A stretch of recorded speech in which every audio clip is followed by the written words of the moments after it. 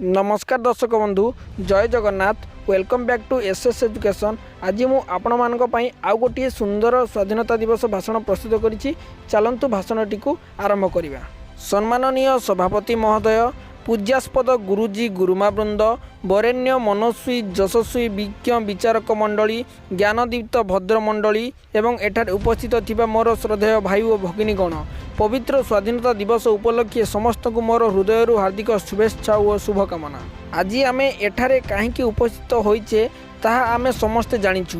आज होउछि अगस्ट 15 तारिख 2024 मसीहा आम देशर 78तम स्वाधीनता दिवस। आजिर दिन आम देश भारतर इतिहास रे लेखा जाइथिबा एमिति एक दिन जहाकू सदा सर्वदा एहीपरि आनंद उल्लासर सह पालन करा जिवो। बहु वर्षर कठिन परिश्रम, दृढ़ आत्मबल एवं उद्यम साहसर प्रतिबल रे आजिर दिन अर्थात अगस्ट 15 तारिख 1947 मसीह आम देश इंग्रेज मानक ठारू स्वाधीनता पाइथिला।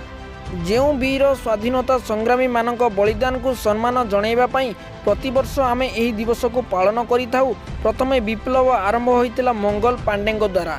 यहा परे से विप्लवर अग्नि समग्र देश रे खेलीगला एवं भगत सिंह, खुदीराम बोस, चंद्रशेखर आजाद भली केते युव स्वाधीनता संग्रामी एही अग्नि रे लंफ प्रदान कले। से अग्निर ताती बढ़ी चलिला सिना हेले कमिला नाही। आम प्रिय नेताजी सुभाष चंद्र बोस एवं जातिर पिता महात्मा गांधी से स्वाधीनता संग्राम मुख्य पुरोधा साजी देशवासी मनरे स्वाधीनतार अग्नि को उजागर कर सारे।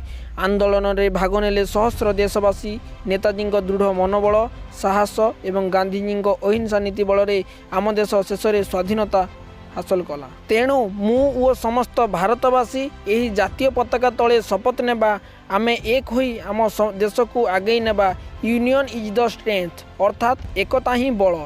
एकता जे एक महान शक्ति ताहा भारतवासी हृदयंगम करी एकताबद्ध होई चलिबा। सबु फूल धड़ा हेले जेपरी बगीचा सुंदर दिसेना, ठीक से ही सबु धर्म और संस्कृति और भाषा को सम्मान दे आम बगीचा भली भारत वर्ष को सुंदर करी गढ़ी तोलिबा। सेवा, त्याग और वीरत्वर मंत्र रे दीक्षित होई देशर स्वाधीनता और अखंडता रक्षा करिबा। राज्य देश स्थल रे श्रृंखला, निर्मल और संदेह मुक्त शासन गढ़ी तोलिबारे साहाय्य करिबा।